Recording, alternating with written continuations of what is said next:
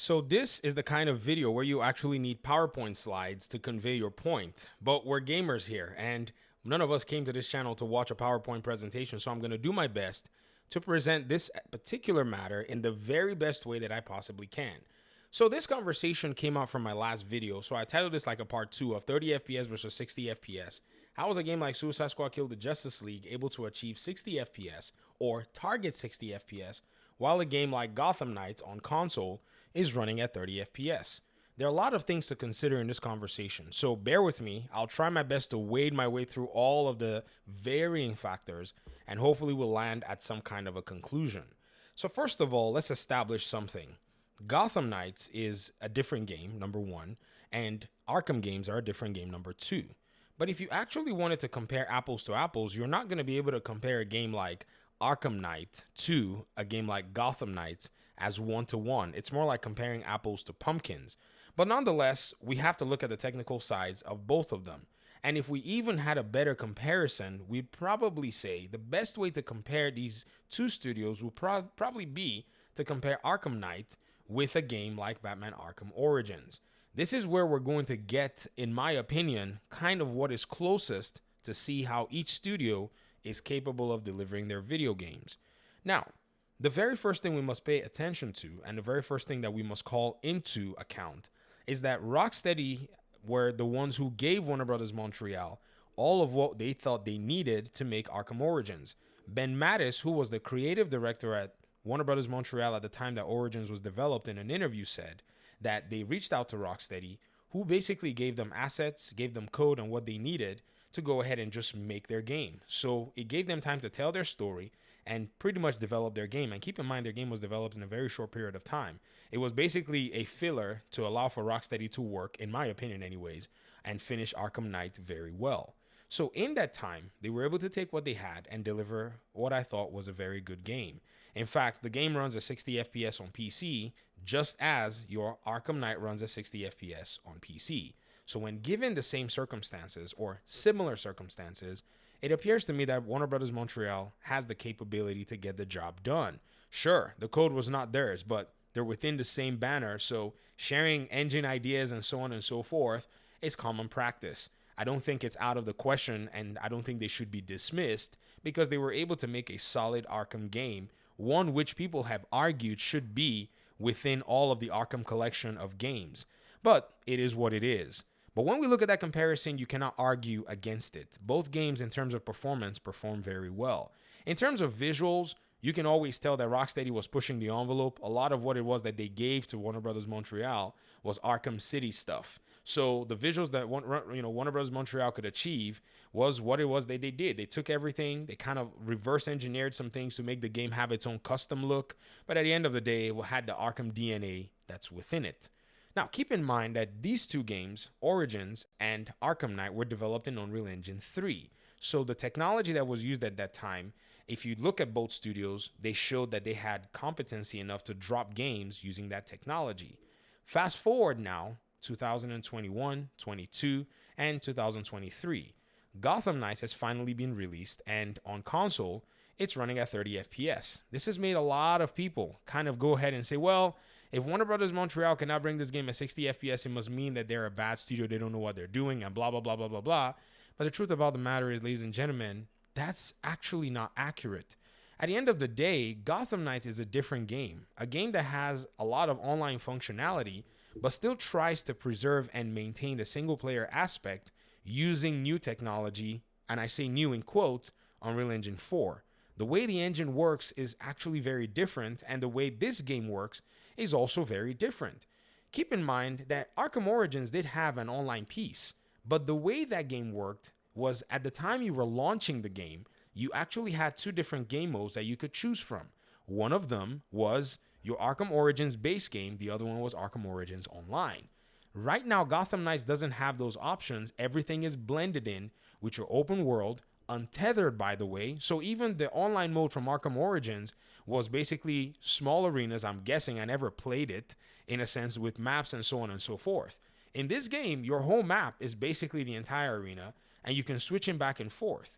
And you can tell as well that the game had to limit all of these functionality to 2 players and reserve the 4-player functionality to Heroic Assault, because there you're pretty much playing in a much more controlled area. You don't really have to move around the open world and worry about your other players. If you notice, Heroic Assault is very, very determinative. If you lag behind or you go past a specific place, the game doesn't let you backtrack. It loads out that world because everything is very controlled to allow for performance. So this is how you start to see that this is a very different game in the way that it was structured. Another thing too is replication in Unreal Engine 4. Things are done very differently in this engine in a sense. And so you really have to pay, attention to how all of that is set up. So this team actually took the new technology and were able to deliver this game. And you're not going to face any challenge in this game disappearing one day if they refuse to ever support and put more content down the road.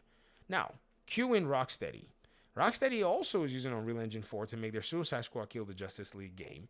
But what they did was they went ahead and took the online route. The online route is actually a route that gives you better performance. So overall, you can get 60 FPS or whatever performance that you can squeeze out.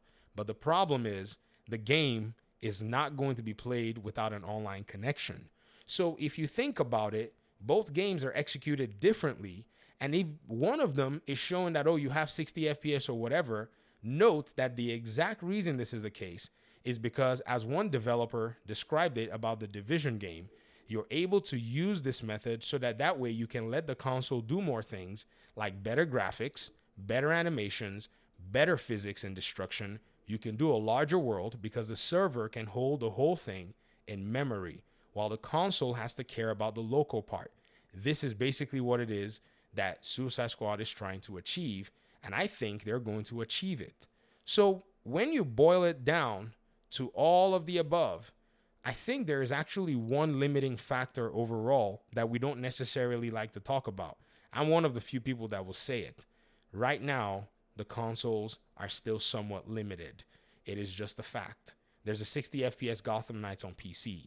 You can even achieve 60 FPS with a PC that is not as powerful as a console. I think these consoles can run 60 FPS as well, but the problem is it's not going to be a stable 60 FPS in my opinion. And that quality is probably not something that's going to be acceptable by Sony or Microsoft. So the developers decided we're going to lock the game to 30 FPS because that's basically the best possible quality that you can get the game at currently. Yes, at launch, the game had some issues.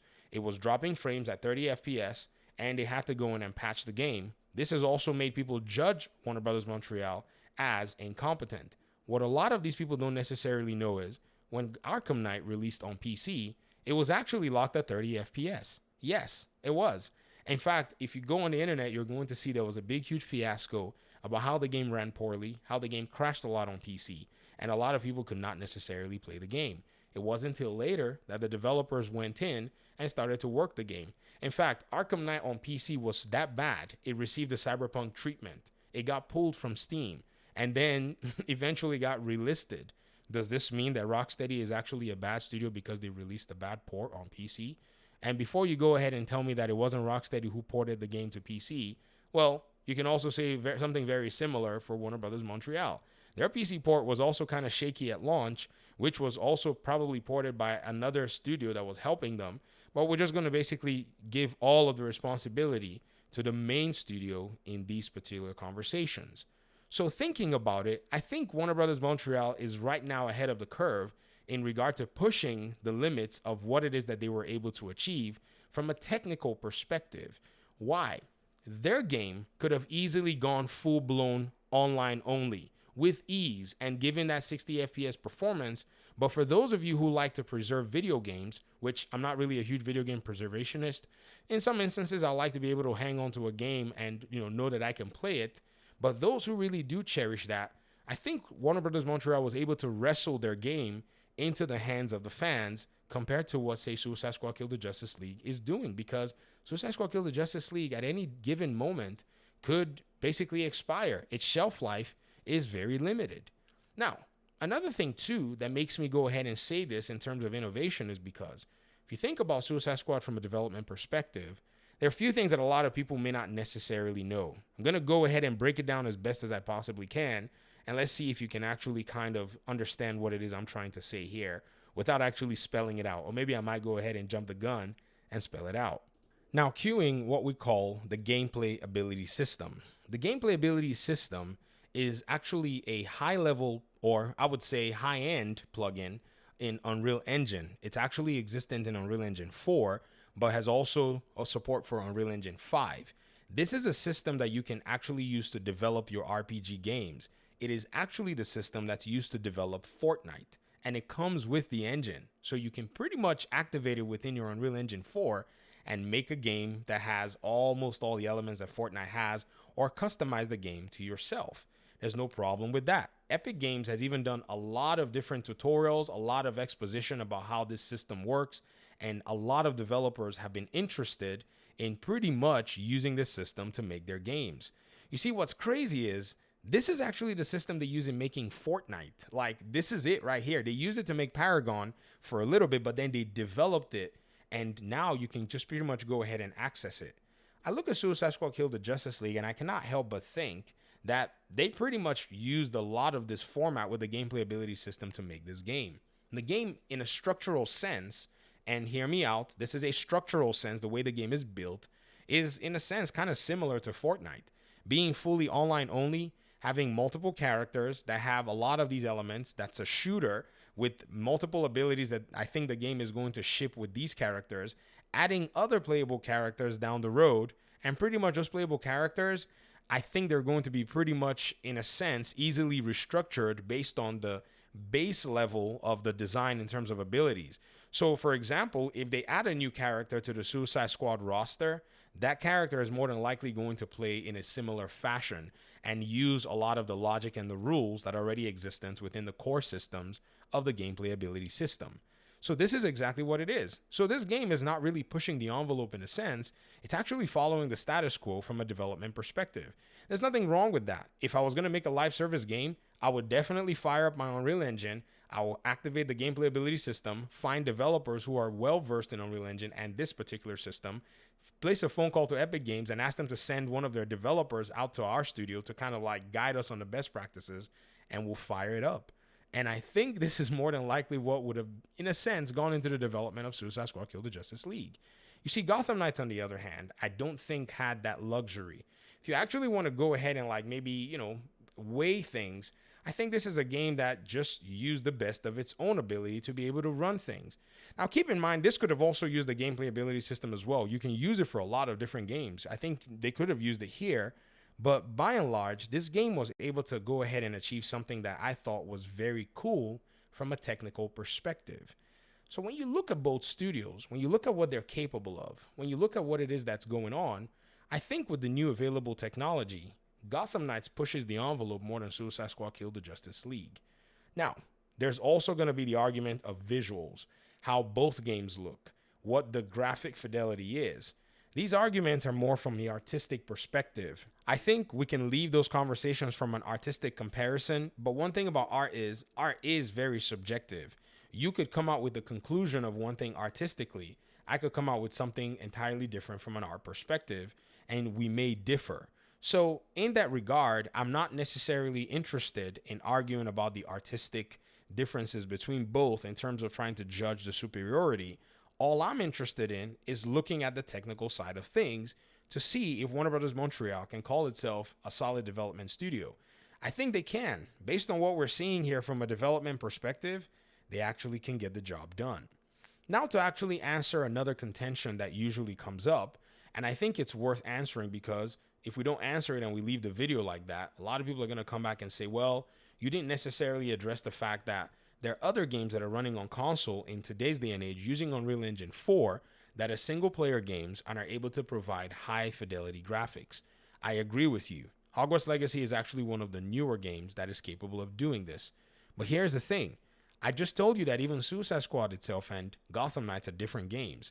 And obviously, Hogwarts Legacy is also a very different game. If, say, Gotham Knights was a full-blown single-player experience without any issues, the game will run easily at 60 FPS on console.